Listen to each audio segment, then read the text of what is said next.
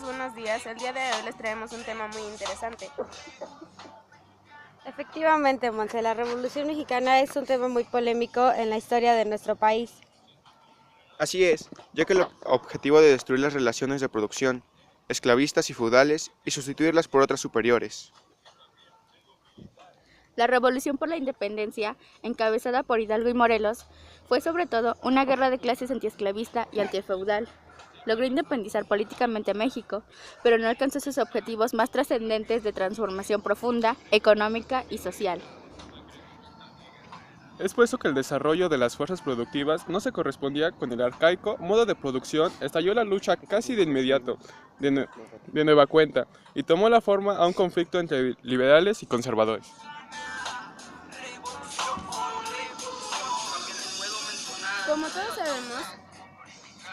Como todos sabemos, triunfaron los liberales.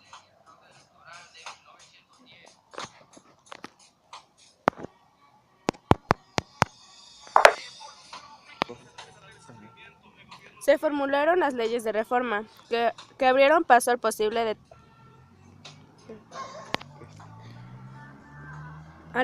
destrabamiento de las fuerzas productivas.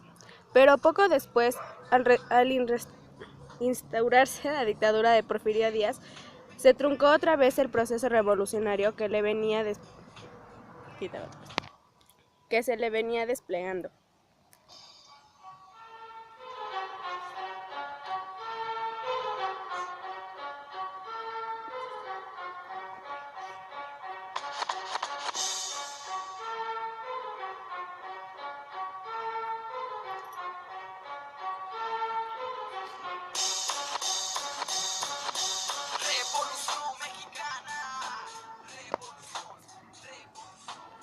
Así llegó el pueblo mexicano a los umbrales del siglo XX y a los momentos en que aparecían en el mundo el fenómeno del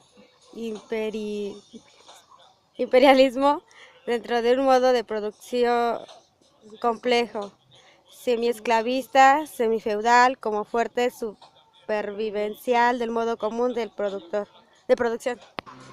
Luego del surgimiento del imperialismo, de manera inevitable, tendrían que aparecer las luchas antiimperialistas, de liberación nacional.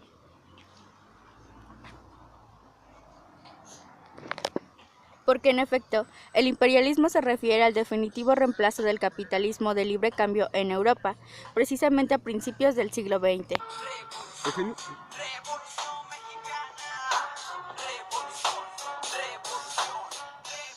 El genio de la Revolución de Octubre citó enseguida la crisis económica de 1900 a 1903, convertido en una de las bases de toda la vida económica. Con lo cual el capitalismo se ha transformado en imperialismo.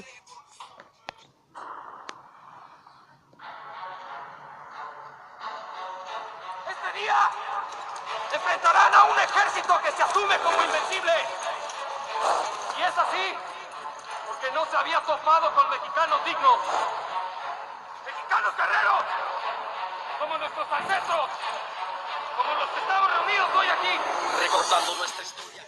Ahora bien, recién rebasada la primera mitad del siglo XIX y con más fuerza en su último tercio, las capitales imperialistas de Inglaterra, Francia y Estados Unidos ya se habían lanzado a capturar los mercados de los países cuyo rezago en el desarrollo de sus fuerzas productivas los convirtió en presa fácil para sus propósitos del despojo.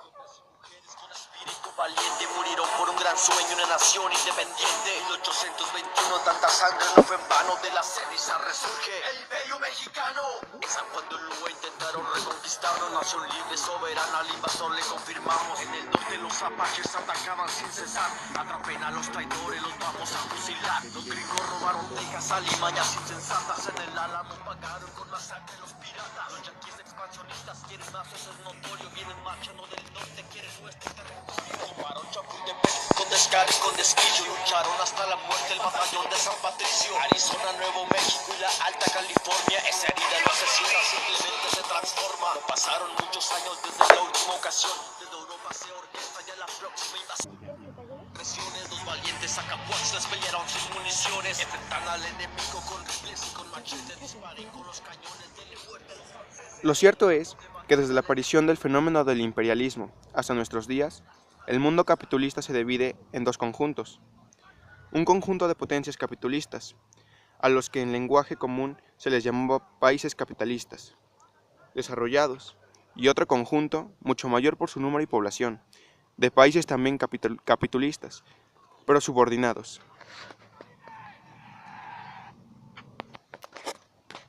Así la Revolución Mexicana fue la primera revolución antiimperialista de liberación nacional en el mundo. Bueno, a continuación les cantaremos un poco sobre la gran historia de Puebla. Tramas de los mismos piratas. Sí, mobsters. ¿Quién puede ser para no parar? El corazón de mi piel morena. ¿Quién debe ser para comparar? El coraje mexicano, tricolor es mi bandera. Somos mexicanos a grito de guerra. El amor a mi gente y mi tierra. Somos mexicanos a grito de guerra. Esta era una leyenda que se contaba en las sobremesas y en las tertulias. Bajo la ciudad de Puebla había túneles que conectaban iglesias con antiguos edificios y los revolucionarios mexicanos los habían utilizado para escabullirse durante la guerra. Pero no había rastro de ellos, ni mapa que probara su existencia hasta ahora. Una red de 10 kilómetros de caminos subterráneos, construidos en los siglos XVI, XVII y XVIII, han sido hallados en el corazón de la ciudad y el gobierno local se ha puesto a la tarea de descubrirlos para echar un poco de luz sobre su historia. Los primeros indicios de la existencia de los túneles los dio una serie de mapas del siglo XIX, en manos de una familia de la región, pero la prueba definitiva de que no se trataba de un mito fue el hallazgo accidental de una parte de la estructura durante una remodelación urbana en 2014. Poco a poco, las bóvedas semicirculares de los canales fueron descubiertas de la tierra que ocultaba su simetría casi perfecta.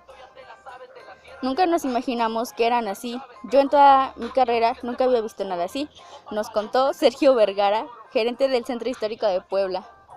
Las primeras investigaciones revelan que los túneles fueron construidos después de la fundación de la ciudad en 1531. Puebla fue una de las primeras ciudades formadas durante la colonia española y funcionaba como un importante centro habitacional para el clero novohispánico. Los subterráneos se construyeron en los siguientes 2 siglos a la par de la mayoría de las iglesias, monasterios y edificios más representativos de la nueva urbe, el ayuntamiento y la catedral. Los caminos habrían servido, en un principio, para trasladar la discreción de riquezas a la Iglesia Católica. Las primeras investigaciones revelan que los túneles fueron construidos después de la fundación de la ciudad en 1531.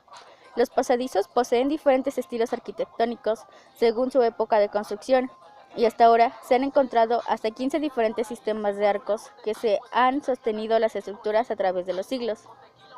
Los constructores utilizaron una composición de piedras lascas, rocas pulidas y pegadas con los materiales disponibles de la época, para formar un arco de medio punto y con una apariencia similar a la bóveda catalana.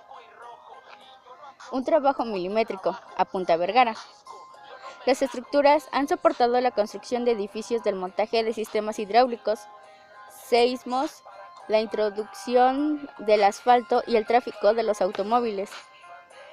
Al entrar a ellos, un potente olor a azufre y la humedad se apoderan del ambiente, ya que las estructuras fueron construidas en el suelo con mantos de aguas sulfurosas. La entrada al primero de 9 túneles, llamado Puerta de Zaragoza, está abierto a los visitantes, y el próximo febrero en el barrio de Xanenentla, al noreste de la ciudad. Sus bóvedas alcanzaron alguna vez los 8.5 metros de altura y su longitud recorría 4 kilómetros desde el río de San Francisco hasta la Fuente de Guadalupe, una estructura en la cima de un cerro para proteger la urbe de ataques. Estos detalles respaldan la hipótesis de que el subterráneo sirvió para el transporte de armas, municiones e incluso soldados durante la célebre batalla del 5 de mayo de 1862. Un enfrentamiento contra el ejército francés que invadía México y en el que los mexicanos resultaron vencedores. Los túneles habrían sido clave para derrotar a los franceses en un ataque simultáneo por diferentes frentes. Estas historias me las contaba mi abuelo, que había visto personalmente algunos túneles y decía: yo vi a Porfirio Díaz, que cruzaba a caballo y pasaba las carretas a las bóvedas de la ciudad, nos contó Antonio Gali, alcalde de Puebla. Su abuelo, Rafael Gali, un emigrante libanés dedicado a la industria textil, presenció los principios del siglo XX, los traslados que algunas personas con una buena posición social hacían a través de las llamadas calles de abajo.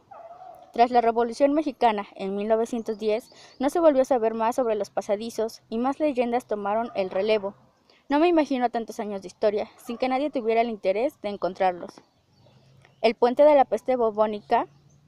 Durante el rescate de las estructuras subterráneas, también fue hallado un antiguo vestigio, el puente de Bubas, una estructura de piedra en el siglo XVII, sirvió para cruzar el río San Francisco, el principal cauce de agua de la época. Desde los suburbios hasta el corazón de la ciudad, el río fue entubado en la década de los 60 y los restos del puente permanecen enterrados bajo de una casa antigua. El puente de Bubas es llamado así porque conducía a un hospital atendido por la orden de los franciscanos, donde se atendían a los enfermos de una peste bubónica.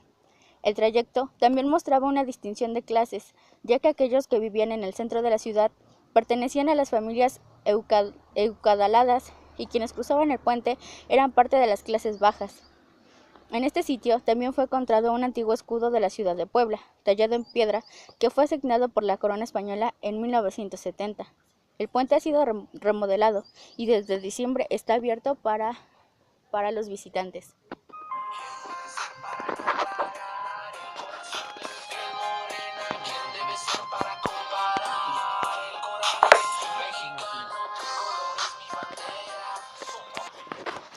Bueno amigos, este fue nuestro tema de hoy.